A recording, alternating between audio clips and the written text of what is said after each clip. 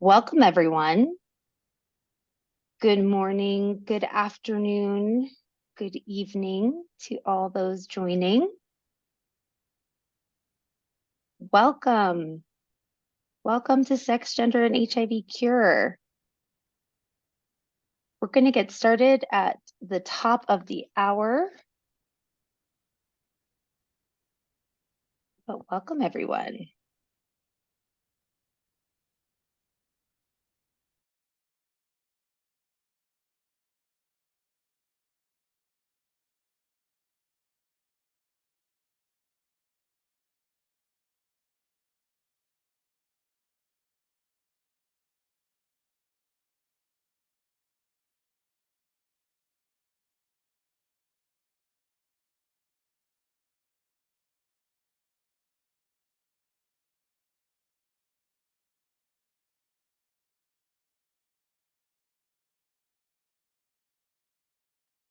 Welcome, everyone. Good morning, good afternoon, good evening. My name is Jessica Salzwedel. I'm the Senior Program Manager at AVEC and the Community Engagement Coordinator for REACH. We're really excited today to partner with New York Knows, the Women's Research Advisory Group run by Amanda Fee from New York Knows. And we're going to get started in just a few moments. But we encourage everybody to use the Q&A function to go ahead and even start typing in any questions that you have, anything that you were initially thinking about related to HIV cure and what are some of the implications for women, both cis and trans.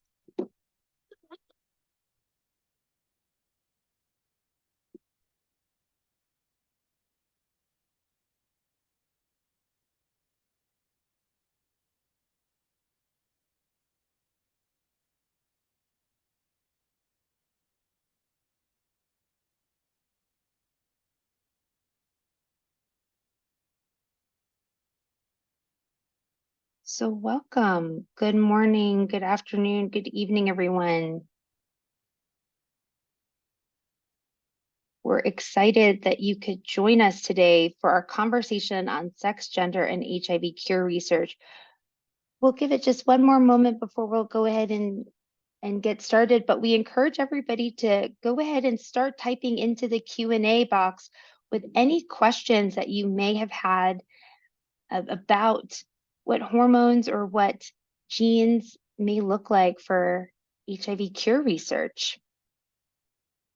And again, my name is Jessica Salzwedel, Senior Program Manager at AVEC and Community Engagement Coordinator for REACH. We're really excited to partner with New York Knows, the Women's Advisory Board run by Amanda Fee, who's joining us today on the line as well.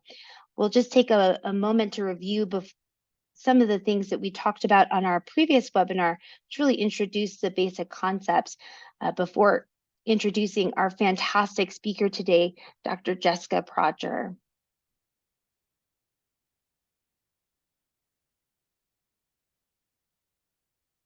Okay, so we will go ahead and get started.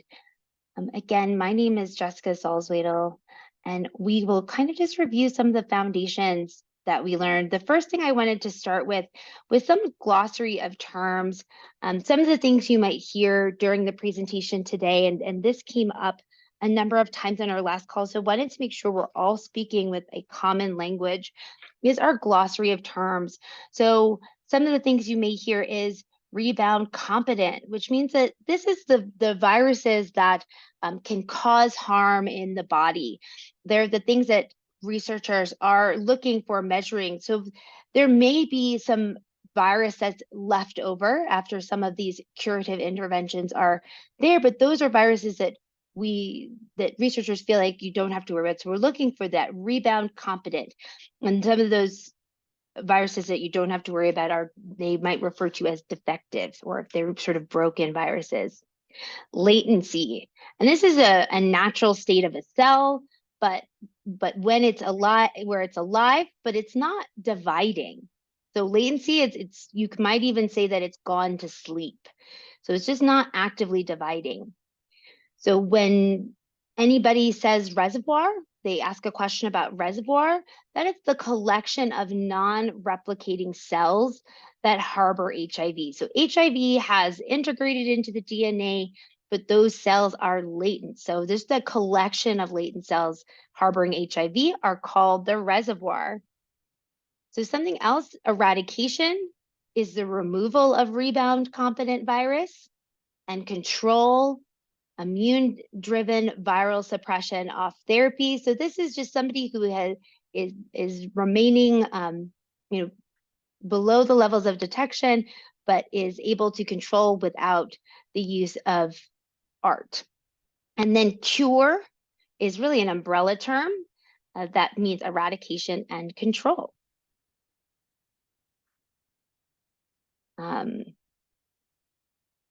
So just very quickly to review, this is a core concept that Dr. Kasky went over in our November webinar, just the science of latency. So you see the cell in blue, it goes into this activated state. This is the CD4 cell, which is just an immune cell. The little yellow virus is a virus of HIV that goes into the cell. Normally, that leads to cell death. Most of the cells die, but sometimes a cell survives. It goes into that latent state. That's resting memory cells. It's that latent state. And then that you get a collection of latent cells. And then something happens.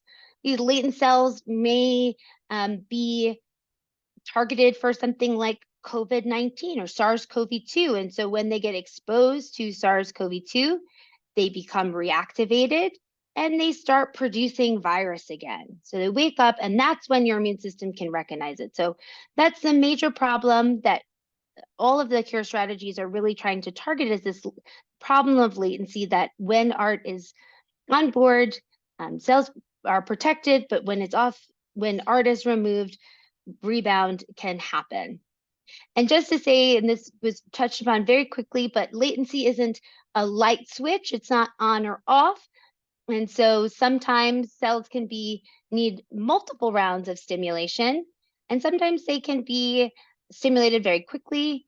And we think about this, somebody's a heavy sleeper, or some people are light sleepers, and cells are the same. And so that's really, again, this core issue, and the different strategies are trying to deal with this idea that it doesn't just take, it's not just a light switch, it's not on or off, but in order to remove all of the cells that harbor HIV, you may need to think about those really deep sleepers. So again, just a quick refresher of the core concepts before we turn it over to Dr. Jessica Prodger. So Dr. Jessica Prodger is an assistant professor at Western University in the Department of Microbiology. She also is part of the REACH team and is actually one of the co-leads of the basic science research stream. We call it, Dr. Kasky referred to it as RF1 in their last call. And something I just think I feel really strongly about is, Jessica is a fantastic advocate for equity and promoting diversity in research, and has supported this throughout her career. She has worked with the Rakai cohort, which is in Uganda, in Africa, and has been really passionate about bringing research to not just all parts of the world, but making sure that when a curative strategy is there, it can really fit for everyone. And so we're really honored and incredibly excited to welcome Dr. Jessica Prodger to the call today. And I'm going to hand it over to her to share her screen and begin with slide share. And we can see this, so it's perfect, Jessica. Oh, great. Okay. Thank you so much for that very warm welcome. I'm going to apologize immediately up front because I have this lingering cough. So it's not COVID, according to rapid tests, but still, of course, I'm presenting from home today, and please forgive me if I need to mute for a second to cough. And so as Jessica mentioned, I'm Jess Prodger. My pronouns are she, her. I'm coming to you from Canada, Western University, which is in like the southernmost tip of Canada. But my heart belongs to the Rakai Health Sciences program. That's where I did all my graduate training. And I'm also a member of REACH. So I just want to acknowledge before starting the talk that the Western University resides on the traditional land of Indigenous nations, belonging to the Anishinaabeg, Haudenosaunee, Lenapeowuk, and Attawandaron peoples. And there are historical and ongoing injustices that Indigenous people endure in Canada. And we accept responsibility as a public institute to contribute to renewing respectful relations with our Indigenous communities through our teaching, research, and community service. So I'm going to talk to you today about why we need to consider biological sex in the reservoir. But before I can even start to talk about biological sex and a cure for HIV, I need to do this deep dive into what I even mean by that. So what do we even mean by femaleness? And what do we need to think about when we're designing a cure? Okay, so I'm going to start off with terminology. Sex, gender, and sexuality, three very distinct terms. Sex refers to a biological outcome. So some terms that fall underneath sex are things like male and female, or intersex, penis, vagina, estrogen, testosterone, ovaries, testes. These are all things that are associated with someone's biological sex. Gender is very different. Gender is something that, just like you don't have to look in your pants to decide whether or not who you are physically attracted to. You don't need to look into your pants to know what your gender is.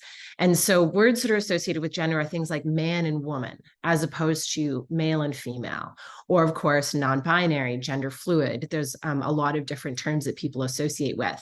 Whether or not society considers it appropriate for you to wear a dress has to do with gender and gender perceptions and gender norms. Whether or not someone, if they think you're looking particularly sharp that day, refers to you as pretty or handsome is also a gender norm. Whether or not we buy the pink or the blue blanket for the baby, those sorts of things all fall under gender, a social construct. And then sexuality, this has to do with who we're physically attracted to. So whether or not you're heterosexual, gay, lesbian, bisexual, asexual, it has to do with love, intimacy, and attraction, and partnership. And so these are three very different attributes of individuals, and they may influence one another, or it may be more likely that you belong, you have a certain gender identity if you're a certain sex, but they're independent. They move independently. And if you are in one group, that does not mean you need to belong in another one. And of course, there's an intersectionality between sex and gender. I love this quote from my cheeky 3-year-old at daycare during potty training and disagreeing about which washroom people should use. And Grant said to his instructor or his caregiver, "Not all boys have penises." And she was about to correct him. And then she remembered me and she stopped. And she said, "That's true, Grant." But anyway, so sex and gender, if your sex and gender align, the term that we would use for that in research is cisgender. So you could be a cis woman if you were assigned female at birth because the doctor looked between your legs and saw a vagina, but you also have a feminine identity. And then on the very other end of that spectrum, if your sex that you're assigned at birth is the opposite of your gender identity, you would say you're transgender. So trans woman is someone who is assigned male at birth, but has a feminine gender identity. And of course, I've drawn this as like this linear continuum because it's hard to draw otherwise on a slide, but there's everything that lies in between and also in different directions and not stationary in time. But this gives you an idea. So someone who does not have a strong gender identity as being masculine or feminine might refer to themselves as non-binary. And then there can be, anything in between. Okay. So why is it so important that I define all this terminology ahead of time? Well, it does have to do, it's because your gender, of course, can influence biological sex. And I'm going to dig into that. So gender affirming medical care is a medical care that people who desire their physical traits to better match their gender can access. And gender affirming medical care is really important because if your physical appearance does not match your gender, you might experience gender dysphoria. You're at higher risk for anxiety, depression, sexual function, and quality of life. And all of these things have been shown for those people who desire medical care to be increased if they are able to access it. So medical care can include surgery, so things like a breast reduction or an augmentation, vaginoplasty, which is a surgical creation of a vagina, orchiectomy, that's removal of the testes, or hysterectomy, removal of the uterus. But it can also include hormone therapy. And of course, those two things, orchiectomy and hysterectomy, will influence your hormones strongly as well. And hormone therapy can then be oral or topical, patch, injections, things like that. So for trans masculine people, they would be taking testosterone hormone therapy. Trans feminine people would be taking estrogen based hormone therapy and potentially testosterone blockers if they hadn't had an orchiectomy. So we know that gender and the intersection between sex and gender. So if your gender is not perfectly aligning with your biological sex, can have a huge influence on HIV outcomes. It can influence your ability to access antiretrovirals, your ability to use or negotiate condom use, your personal income, which can influence all of these things as well, the likelihood that you might use injection drugs, and the likelihood that you're a victim of domestic violence. So gender is really important. But this talk is about sex. Unfortunately, the boring kind of sex, biological sex. So I want to dig into now what really determines sex. So the earliest instance in your life where sex starts to be determined is right at that moment of conception, when the sperm hits the egg that will become you. And that is how many chromosomes you have and what they are.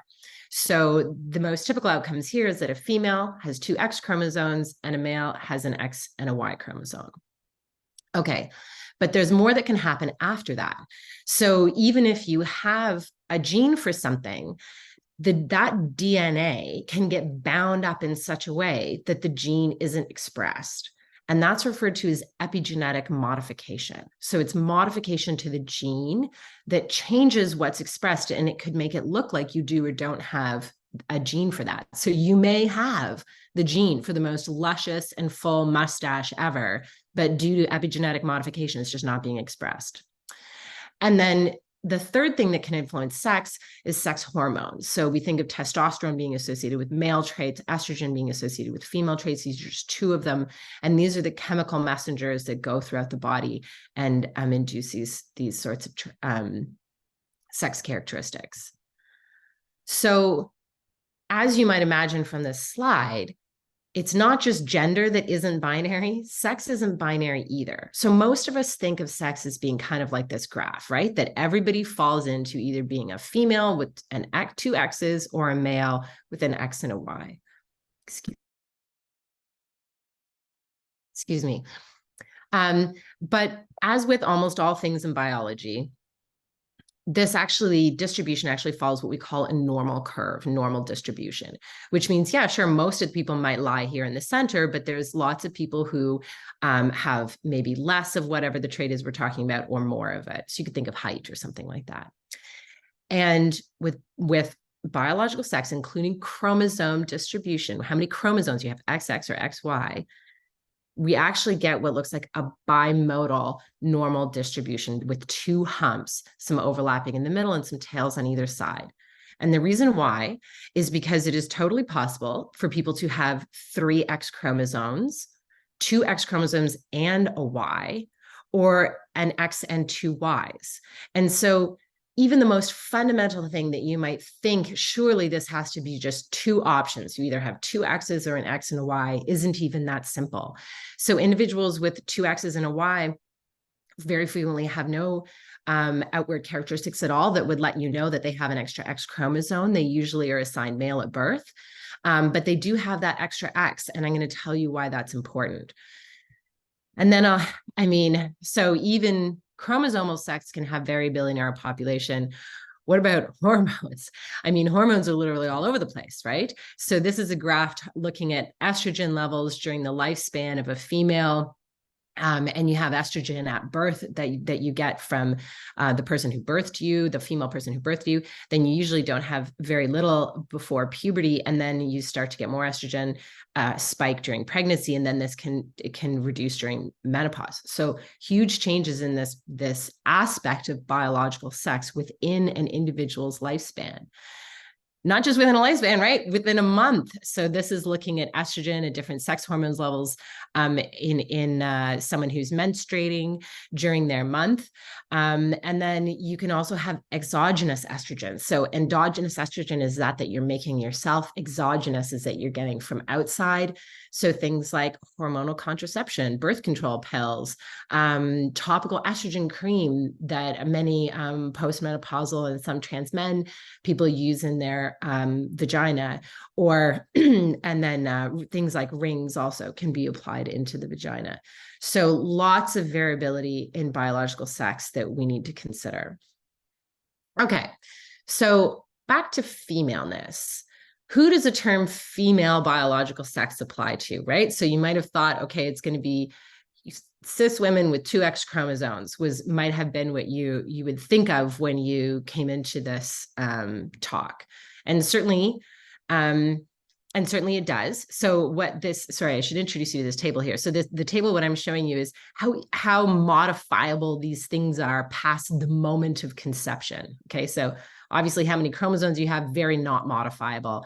That epigenetic profiling, changing the DNA, that can be modified after birth. And sex hormones, those are super easy to modify. Okay, so who has 2 X chromosomes? If that's our definition of female, who has 2 X chromosomes? Cis women, but also XXY males and intersex people, trans men, and other gender diverse people. What about epigenetic profiling? Okay, well, an example of that is that XY males who are taking feminizing hormones. Well, actually, the reason why it takes a little while for those female traits to start, those feminine traits to start showing, is because some of them rely on epigenetic modifying of the DNA. So it actually changes the structure of your DNA in a modifiable way. And then sex hormones. Who should we be considering as female with regards to female sex hormones? So things like estrogen and progesterone. I mean, obviously cis females, XY people who are on feminizing hormone, XX people who are on masculizing hormones, right? They'll have much lower levels of estrogen, and we need to be considering the effect of pregnancy, menopause, breastfeeding, all of these sorts of things. Okay.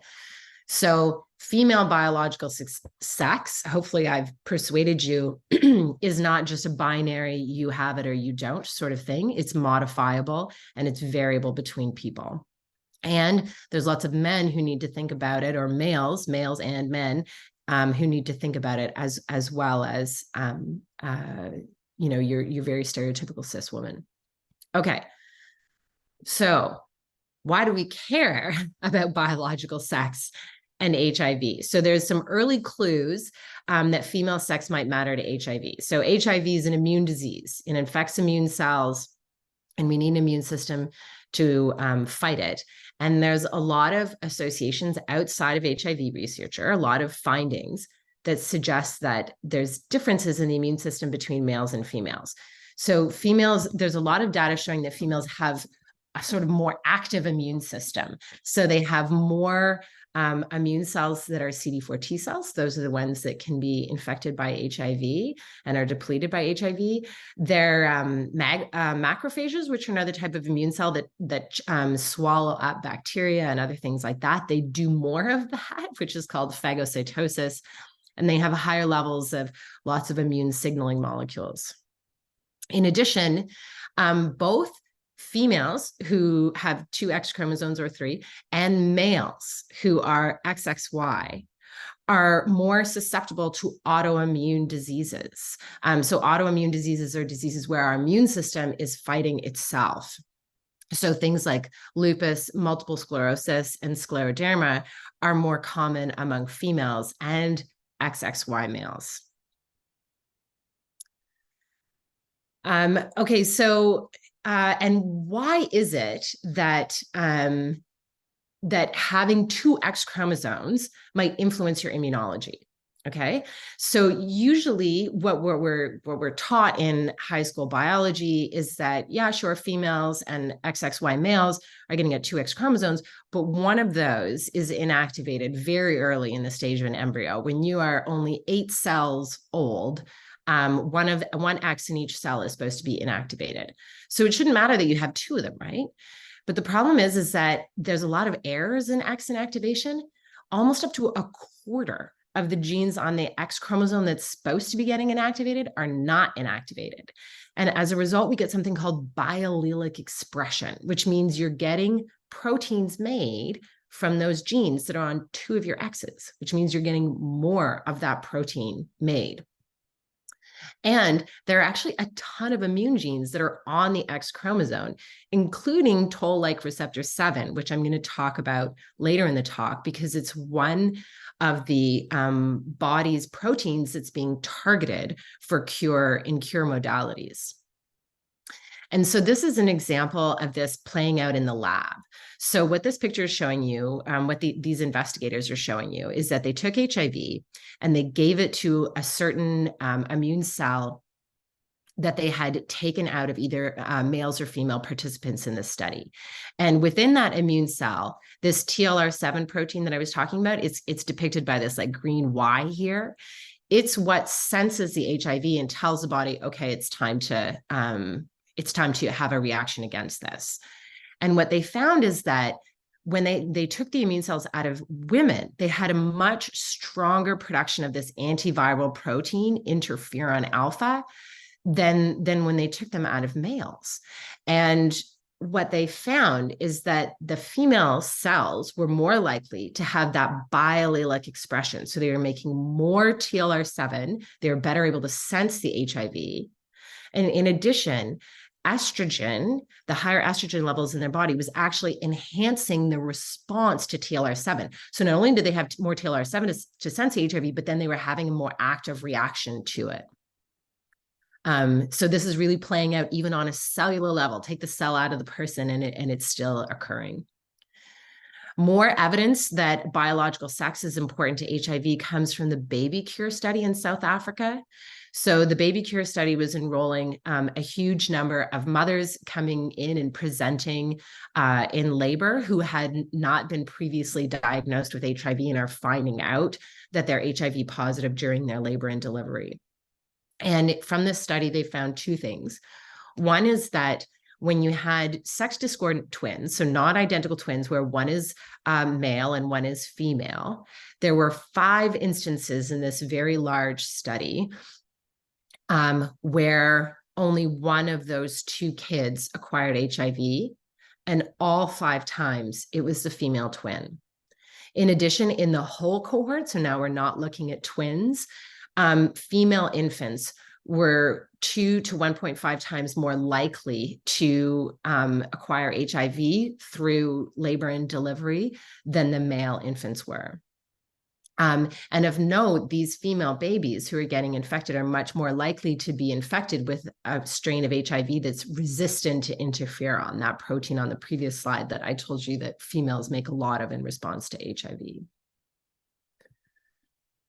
And we can also see, and so I just want to mention that of course, this mother-to-child transmission of HIV that's occurring is occurring in mothers who did not know they were HIV positive, so they're not on treatment. They did receive treatment during their labor and delivery, which reduces substantially the transmission of HIV to the child, but is not 100% perfect in reducing it and eliminating it. And then here's another study. This is a very old study from 1999. These individuals were not on antiretroviral therapy because the guidelines at the time were to start it only when CD4 counts became quite low. And you don't need to worry too much about the fact that these are split into 2 lines, but I want you to know that the females are here in orange and the males are here in green. And what we're looking at is the amount of HIV in someone's blood and the years since they acquired HIV. Excuse me.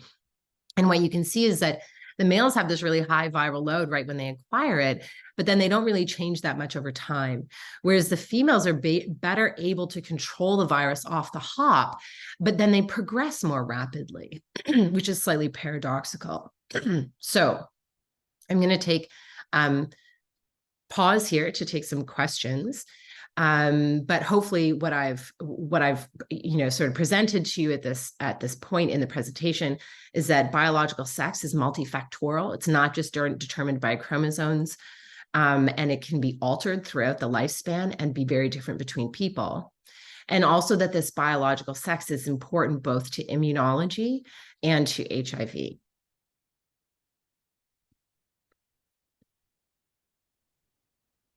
Wonderful. Oh, go ahead, Amanda. Oh yeah, happy to pop in to ask some Q&A. Thank you, Dr. Prodger, for that first really interesting part of your talk. We'll go ahead and do about 10 minutes of questions to start, so then you can continue, and then we'll ask more questions at the end if that works. So the first question we have in the Q&A box is, there's a growing concern for postmenopausal women experiencing increases of HIV reservoirs.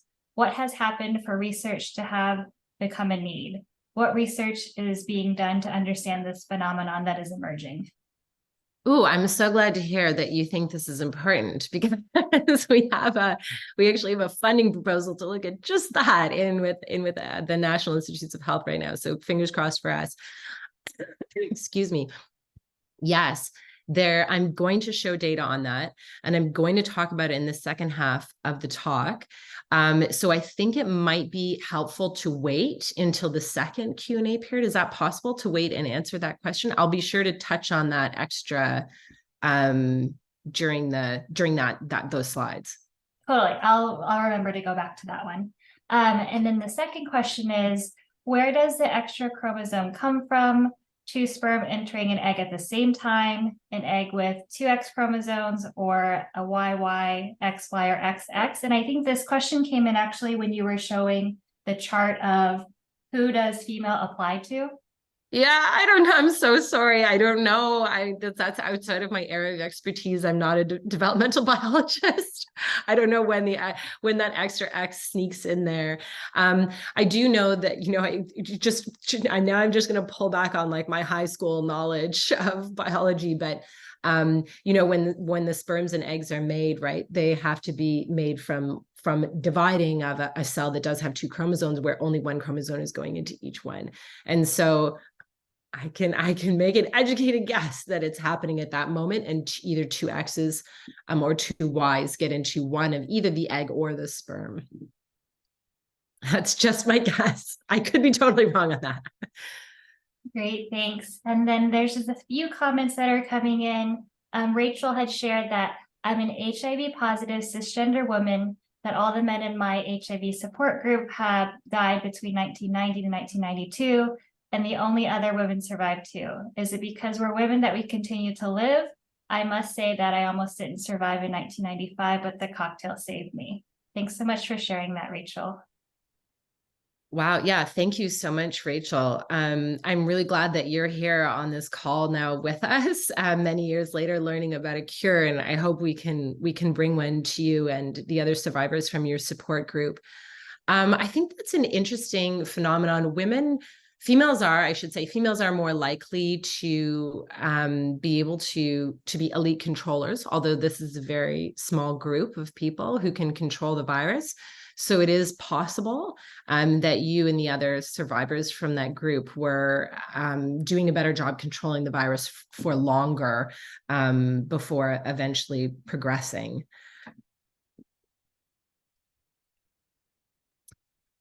Great. And then Sam Jackson asks, how often is chromosomal profiling acknowledged or shared from birth, or is this discovered later in life?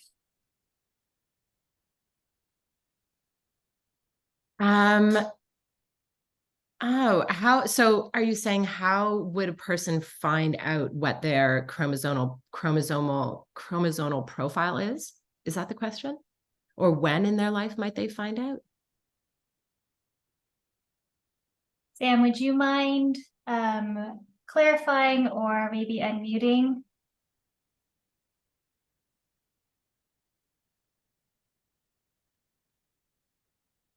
I think this probably came in, this question, while you were discussing the last couple slides before about how the women who were tested to be living with HIV were pregnant, and then they were finding out about like the odds of their children who were like female, Oh, later became infected with or like got okay. infected with HIV. So if it's to do with the chromosomal profiling of having two X's, I think you would only find out if for some other reason you went in for genetic testing, or sometimes having that extra chromosome can also be associated with some physical manifestations that might be at some point in development, one of your care practitioners might sort of put a bunch of different symptoms together and say, oh, maybe this is a chromosomal abnormality and test for it. But otherwise, you could very easily live your entire life not knowing that you have that extra chromosome. Please explain again what makes women to progress to the disease more slowly while they have a higher number of CD4 T cells compared to males. Yes. So actually females progress more quickly, but start with a lower viral load. And how does that tie into them having more CD4 T cells to begin with? I'm not sure that there is a link there between how many CD4 T cells you have in your blood and your initial viral load. I believe, I mean, there's uncertainties in the research on this, but I believe that the reason why women are progressing faster, so they have a lower viral load at first because they're making all these interferons and they're fighting the virus really well. But then the problem is that actually activates more of their immune cells, and activated immune cells are more susceptible to HIV. It's this really unfortunate, it's just this really unfortunate thing, right? Where the very cells that you're using to fight the virus are most susceptible to it. And so what happens is when the females have all this inflammation and they're doing a great job fighting the virus at first, they have a lot more cells for HIV to infect, and their immune system becomes exhausted faster. And so this is sort of the general hypothesis as to why females have that lower viral load at first, but then they actually would progress to disease faster. Now, potentially the flip side of that coin is people who are elite or exceptional controllers, and they are actually able to suppress the virus so well in those initial phases of infection that then they do not progress at all. Their immune system never becomes exhausted because they fully suppress. They keep the virus suppressed and under control. And this isn't entirely to do with interferons. It could be due to other aspects of the immune system that are different. And it doesn't mean that males can't do this, of course. As you know, normal curve, there's lots of overlap there. Thanks, Dr. Prodger. Before I go to Michael, I just want to correct myself. Apologies. I had meant to say acquired HIV and not infected. So thank you for letting me correct that. And then Michael, I think you had a question you'd like to ask live.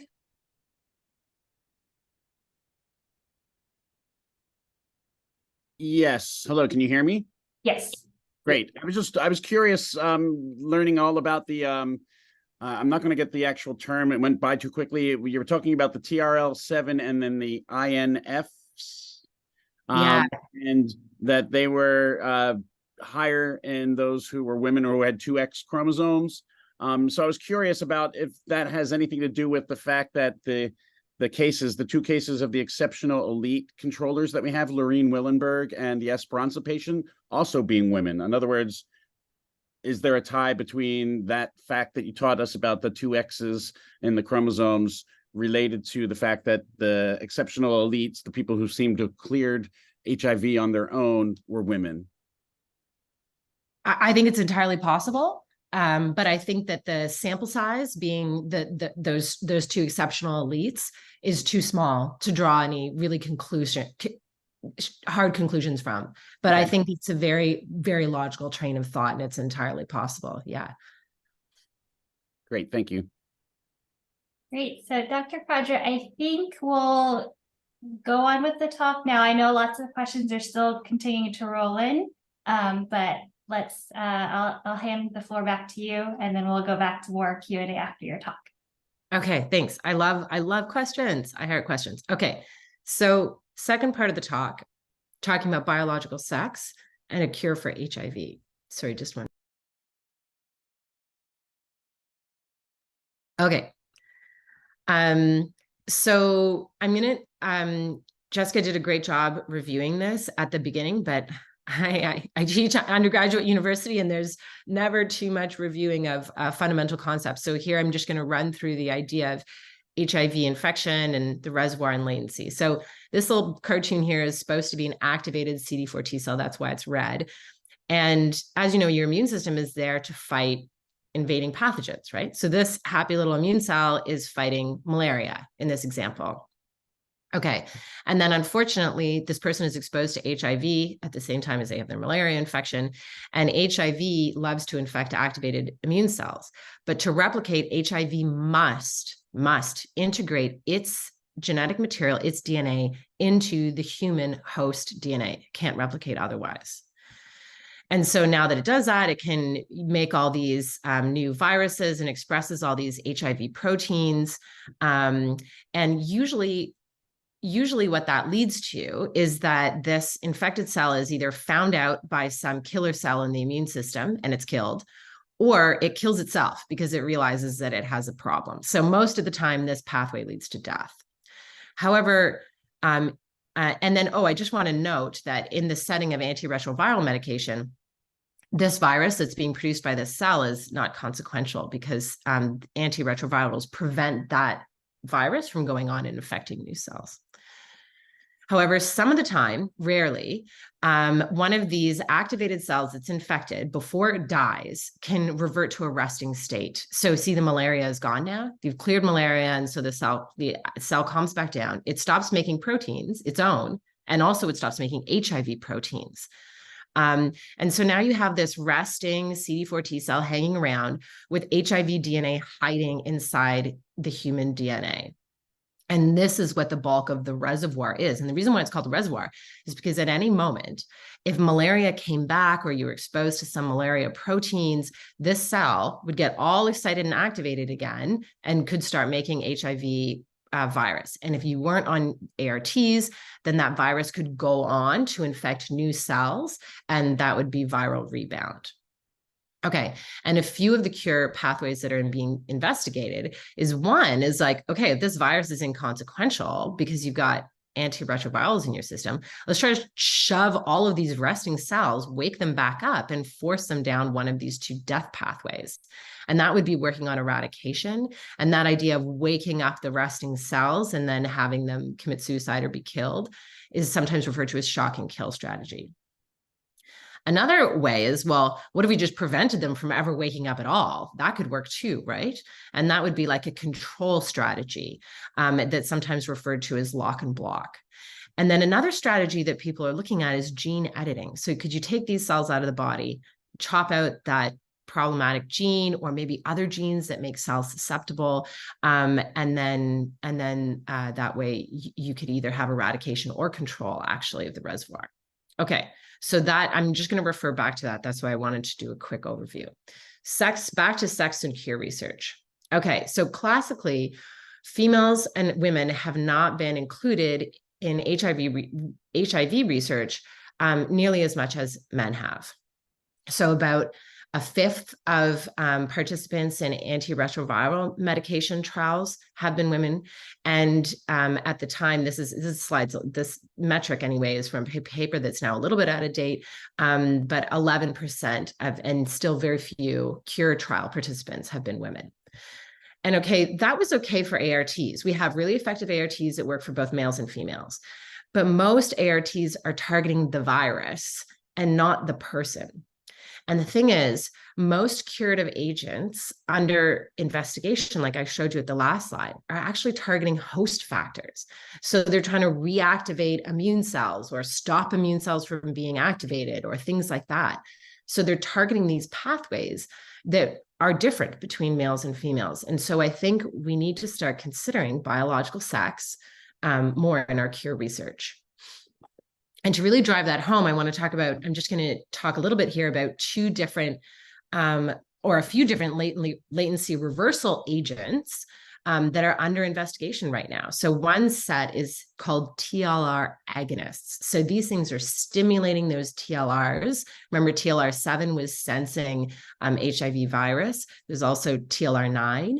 And so these are two that are being investigated right now to try to reactivate that reservoir in the setting of antiretroviral medication and kick all those cells out.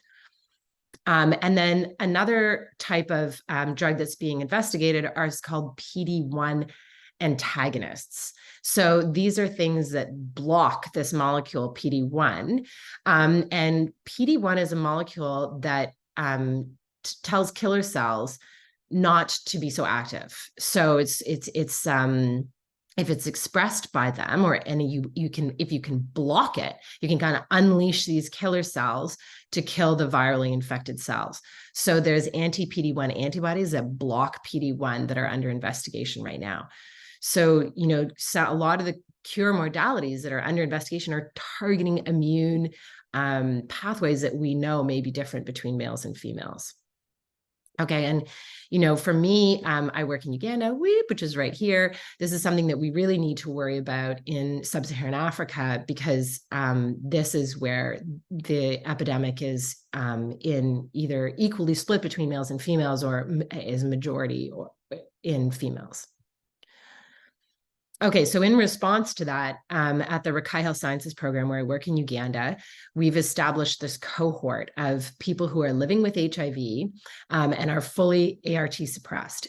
So a slight difference from many of the North American cohorts. This is in our cohort, HIV is predominantly transmitted through heterosexual sex, and it's different strains of HIV or subtypes. We have actually mostly females. That's just by chance, by enrollment, but lots of males too. And we've now been following this cohort for 7 years. And we've been measuring their reservoir in 2 ways.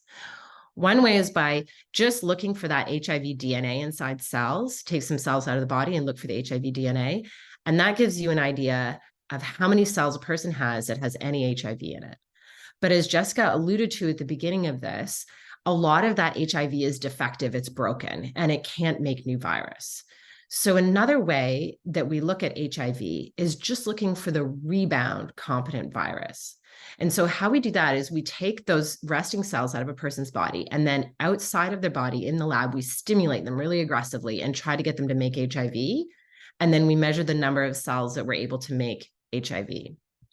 And so when we looked at those 2 metrics in our males and females, when we looked at just how many cells do you have that have any HIV in them, we found between females and males pretty comparable, no statistically significant difference. Maybe females have a tiny bit more, but not significant. But then when we look at the rebound competent cells, so we say, how many cells can we reactivate outside of the body and actually get them to make HIV? This was really significantly lower in females than in males. And this is on a log scale, so it's actually quite a bit lower. It's almost like half as much as the males. And so this was really interesting and surprising, and this is going to tie into the menopause question. And as an aside, don't worry too much about all these numbers on here. I just want to show you, we also measured PD-1 on our males and female cells. And we looked at, okay, a lot of the data that says we should use PD-1 as an anti-HIV and as a curative strategy is because most of the cells that have HIV in them have PD-1 on the surface. So maybe we could wake them up more easily if we blocked that PD-1 and unleashed them. But the problem is almost all of those studies were done in males. And we saw that too, that the males with bigger reservoirs had more PD-1, but we didn't see any association in females. So I think, that remains to be investigated if PD-1 is as important in females as it is in males. Okay. So getting back to that reactivation here, right? Why were females having so much less viral outgrowth than the males were? Well, there's actually a lot of evidence that HIV reactivates more poorly in females than it does in males. Okay, so this picture, what I'm trying to show you here is you've got, 1, 2, 3, 4, 5, 6, 7 cells. And in both the female and the male, 3 out of those 7 cells have HIV DNA in them. That's what this red stuff is supposed to be. But when you activate these female cells, you just get 1 virus coming out. Whereas when you activate the males, you get a whole bunch. So why is it that the HIV isn't reactivating as well in females? Okay, well, there's lots of data suggesting that even when women are on fully suppressive treatment, they do have this same frequency of cells harboring DNA, but they have less ongoing production of HIV proteins from that integrated virus. There's lots of studies showing that. And interestingly, back in the day before we did test and treat, females who were menstruating, you could see changes in their HIV viral load along with their menses. And the viral load was lowest in the follicular phase when estrogen was peaking, suggesting that estrogen might actually be suppressing latency. And there's some in the lab in vitro cell culture data to suggest that too. So this is a picture. This is supposed to be a cell. This is a nucleus. That's where the DNA is. Here's that pesky HIV DNA. And this is estrogen coming into the cell, and it binds to something called the estrogen receptor, ER. And then that goes into the nucleus, and it actually binds to this section of HIV called the LTR and prevents that HIV DNA from making HIV proteins.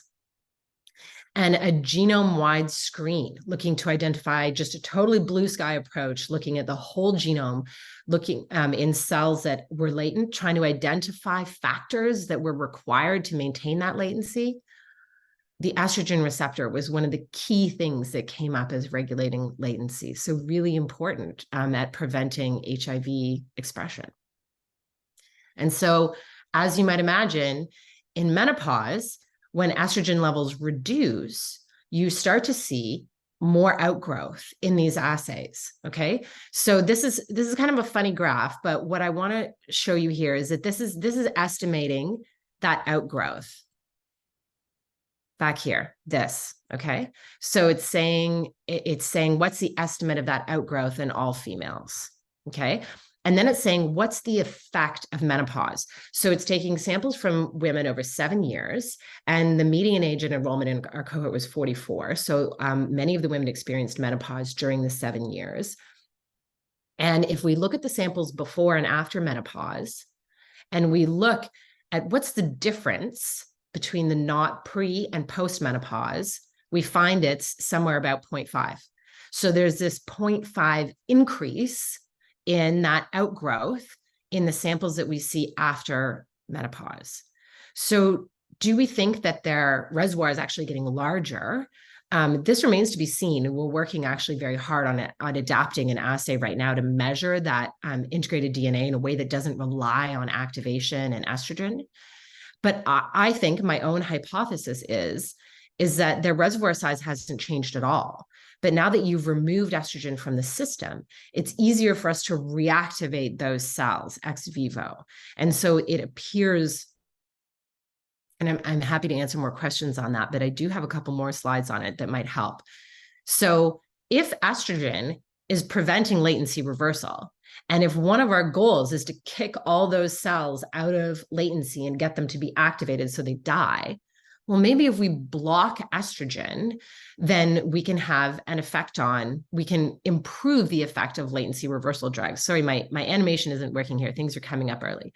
Okay, so this is in vitro, in a cell culture system. So you take cells out of people and you expose them to this drug called tamoxifen, which blocks that estrogen receptor. Okay. And so here's what happens. If you take cells, and all this complicated bit here is just saying how many cells are expressing HIV proteins, and you treat them with tamoxifen, you see this immediate jump in cells making HIV proteins. So it's like, yes, we're kicking them out of latency. We're doing it. And then what happens if you put in an HDAC inhibitor? So an HDAC inhibitor, you just know it's something that was being tested as a drug to try to reverse latency. Okay, so compared to the resting state, yeah, like this SAHA latency reversing agent is working. We're getting reversal of latency. But when you add estrogen into the system, it doesn't work as well. So what if you put in tamoxifen? Where's my tamoxifen? So what if you put in tamoxifen into that system? Well, now the HDAC inhibitor is working even better, right? So this is really interesting because we're finding that estrogen is limiting the efficacy of a latency reversal agent. So this really, is evidence that we need to have more females and women and people who are on estrogen in cure trials. And also, but happy story, there's something that could potentially be used to block it. And I just want to note that this effect of tamoxifen being able to help the increase latency reversal was most pronounced in reproductive aged females, where blocking estrogen would have the most effect. And it had much more modest effect in cells that were coming from males or older females. So this led to the MOXIE trial, which was the first ever cure trial in exclusively women. And it was looking at tamoxifen, adding tamoxifen to a latency reversal agent, which is vorinostat. And so this MOXIE trial was really exciting because it was a successful completion of the first HIV cure trial exclusively done in women. But unfortunately, they found no effect of tamoxifen. So it wasn't helpful at all at reactivating latency in postmenopausal females. So this study could only enroll postmenopausal females. That's all they got ethics approval for, because blocking estrogen in a reproductive aged woman could potentially have health impacts. And since this was an initial phase 1 study, they weren't allowed to do that. And also there's potential genotoxicity of vorinostat itself. And so I think this trial is a success in the sense that, it proves you can do these cure trials in women, and that it's important to do that. But I think really speaks to community engagement and awareness, and, trying to decide what's most important, allowing women to decide what's most important. Do I want to be able to participate in this cure study, even though I'm going to have low estrogen levels? Maybe I'm not planning on having additional children, things like that. Community engagement, right? So on the other side of that coin, being a female, taking away estrogen might allow it to kick out cells more easily.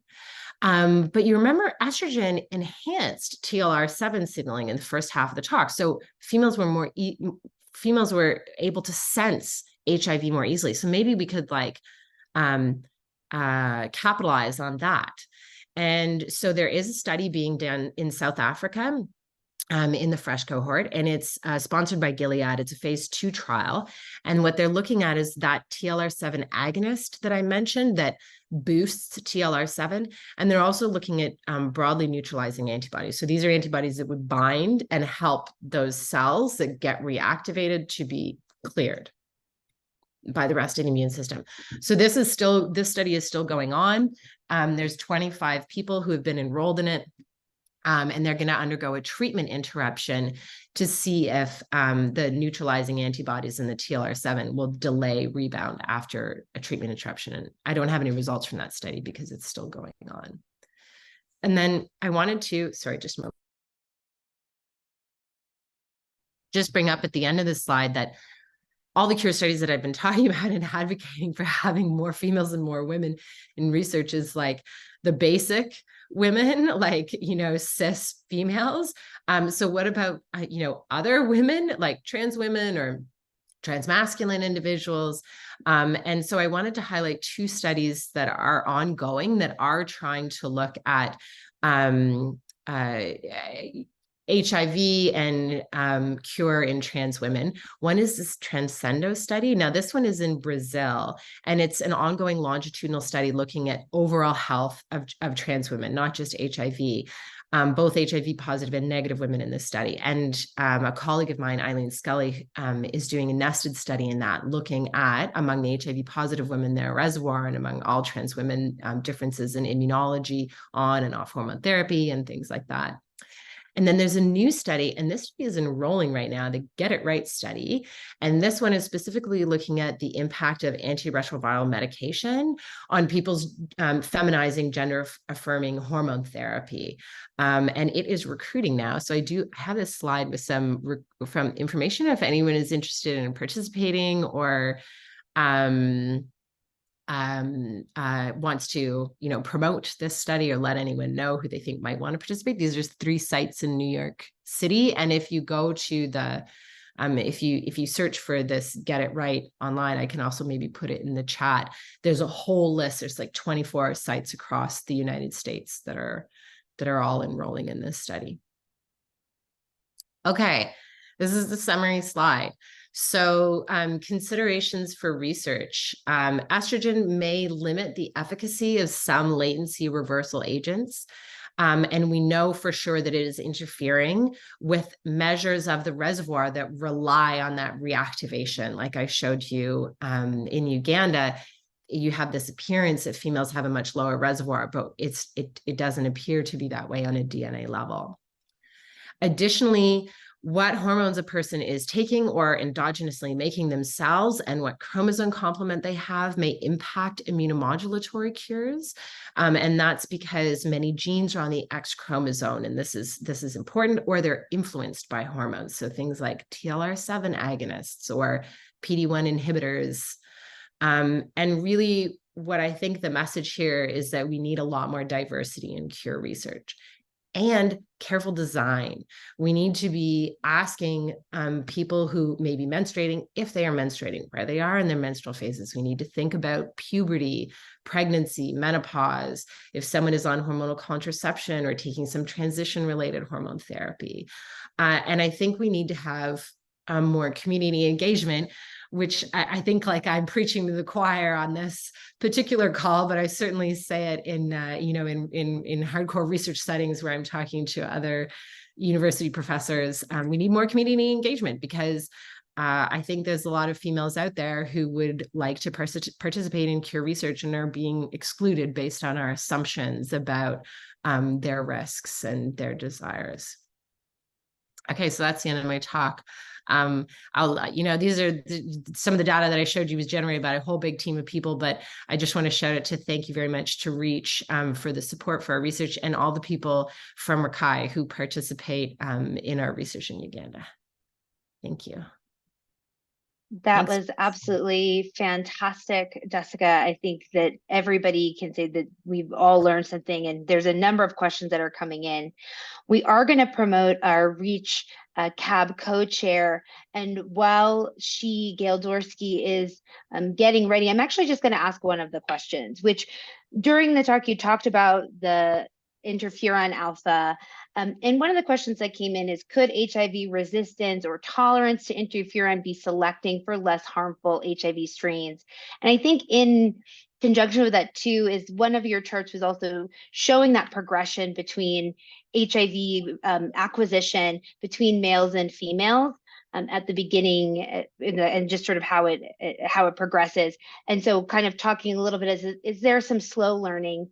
And I think both of these questions kind of come into this idea too about some of the data that was presented at IAS 2023 recently from Philip Goulder's group, which is in children, but also that idea of how that virus and the immune system's potential interaction with that early virus, how does that impact the trajectory of HIV progression in a person? Okay, that is a huge question that I think if you had a bunch of HIV researchers around a table with some beverages, we could probably go off on that one for quite a while. But I do think it's an interesting observation that the female infants seem to be selecting, their immune system seems to be selecting for interferon resistant viruses.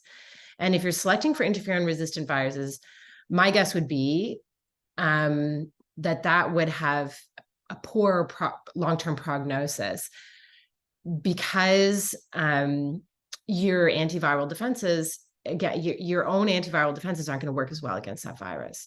Now, that being said, HIV always has this sort of two sides to the coin thing, where is immune activation good or bad? And you really see that in the females, right? Immune activation early on is good. It brings down the viral load, but then bad because it provides more fuel for the HIV fire. And so I think I think I would want just to do a literature search and read all the data before I commented on whether I think that that is, how that's influencing progression, the selection of those interferon viruses. I do think there's a lot going on in that early phase, though, of the body seeing HIV and how it interacts with it. And, we see in people who are treated very early in infection and then have a treatment interruption and then have a second treatment interruption, you see that time to rebound slowing. And it's almost like, it seems like the immune system is being allowed this chance to learn without becoming exhausted. And so I think there's something there, but it's certainly, certainly a lot more to be learned about it. Yeah. So I'm actually going to hand it over to Gail Dorsky, who again is the co-chair of the REACH Community Advisory Board, to take over the Q&A. So Gail, can you unmute? Oh, sure. Let me see. Gail, you're on mute. Oh, the Q&A. Okay, I'm going to try to find the Q&A. 1 second. Oh, I can go yeah. ahead and ask. You hear me now? You hear me now? Yes. Yes. You hear me now? Oh, yeah. Okay. Yes. As a person living with HIV and a participant in the gene therapy study, what are your feelings toward functional cure, as I believe we will see as a functional cure before totally eradication as a cure? Thanks for your presentation. Happy holidays. By Joey Lopez. Okay, thanks, Joey. I mean, I actually agree with you. You never know what direction the field is going to go, but I definitely think that a functional cure is going to come before eradication. With a functional cure, you can tie in a lot of different things. You can say, okay, I'm going to reduce the number of cells that have HIV. I'm going to try to reduce the reservoir, move towards eradication, but I'm also going to make the immune system stronger so it can deal with it better. And I'm going to make it harder for those cells to reactivate. You can take a lot of different approaches to help someone achieve a functional cure. Whereas eradication, you can take a lot of different approaches to eradication, but you've got one goal, right? Eliminating all of them. And I think that will be very challenging. So I agree with you. Now, that being said, the vast majority of everyone who's been cured so far has been cured through an eradication strategy, which of course is not a strategy that is anyone would want to take who is not dying and does not need to have radiation therapy. But so I guess take it with a grain of salt that I agree with you. I do think functional cure is probably going to come first. And so how do I feel about a functional cure? I mean, I think we see it a lot in cancer, right? Where someone's cancer is in remission. And now the difference between cancer and HIV is that cancer is not contagious, right? So you don't want your viral load to creep up if you've been in remission for a very long time. You don't want your viral load to keep up for your own health, but you also don't want your viral load to creep up if you have an HIV negative partner. And so I think, we're going to have to be very careful with viral load monitoring, making sure that people who feel good about their functional cure, right? Like, is this functional cure working for you? That, how often do you need to come in for viral load testing to feel comfortable with that functional cure? And of course, that's going to be different for different people. Great. And so we're waiting. Gail is just moving to a bit of a quieter place, but there was a great question that came in, was just how many women are considered cured so far? And I think there's been a lot of conversation around the 5 individuals who've been cured from a stem cell transplant. Only 1 is a woman. So how many, Jessica, do you know or have been cured of HIV so far? I'd probably bounce that one back to you. What would you say? What's the latest? Because there's a line in the sand, right? Like, when do you say someone is cured or isn't? What would you say right now is the number of women who've been cured? Yeah, it's a really tough question. I think, again, from a very personal standpoint, I would consider the number to be 3, which would include those super elite controllers that were mentioned by Mike Luella before, as well as the New York patient who did have the stem cell transplant. I'm sure there may be others who have not been identified yet, but as far as in the media or in the press that we've seen, those 3 individuals that's the number that I would say. But I think it's a great question for the chat as well. If others have a different number, we would certainly love to hear that. Yeah, and then, Michael is saying 1. Yeah.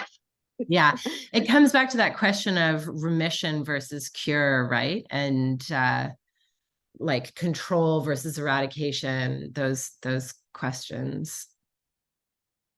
I can't help with the Valtrex question. I'm sorry.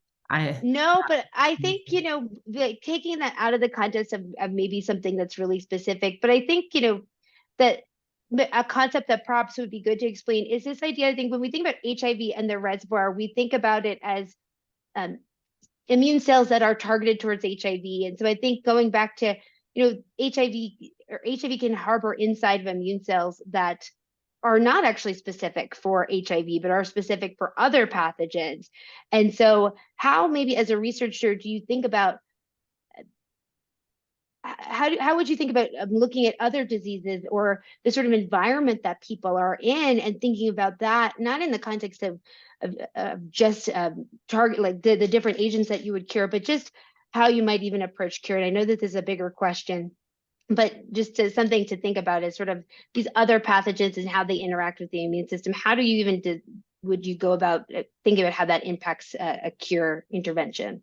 Right. So if we bring it back to, this slide, and if we change this from being malaria to being like herpes simplex virus 2, and we said, okay, if you are on like acyclovir or a medication like that, and you're not getting any herpes reactivation, then if this cell was trying to fight herpes, it's not going to see it, and so it's just going to stay chilling out and not reactivate.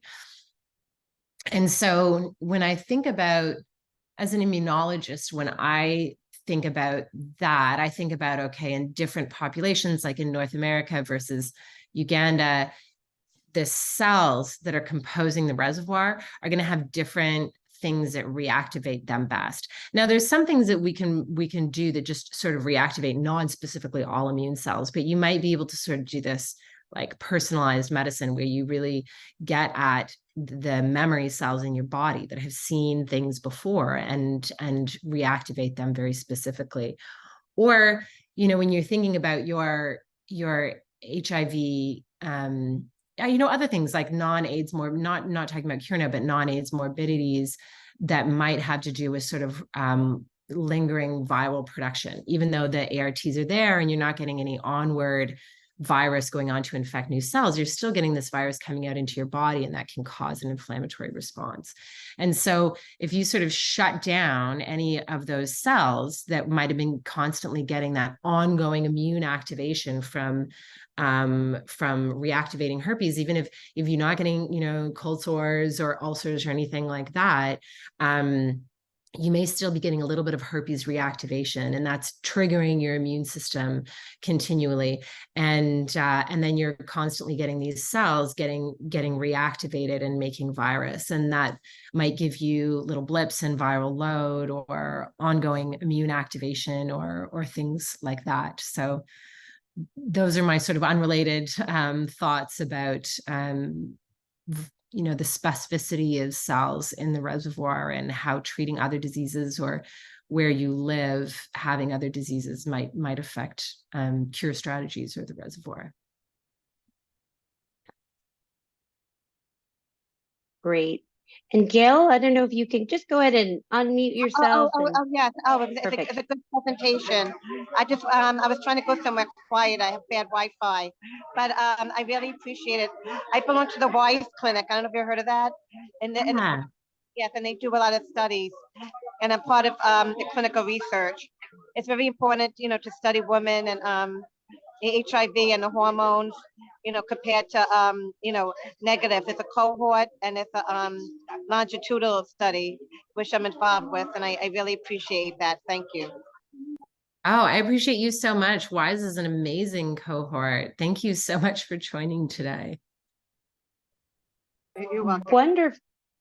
So I'm wondering if there are any other questions people have for Dr. Prodger while we have her on the line.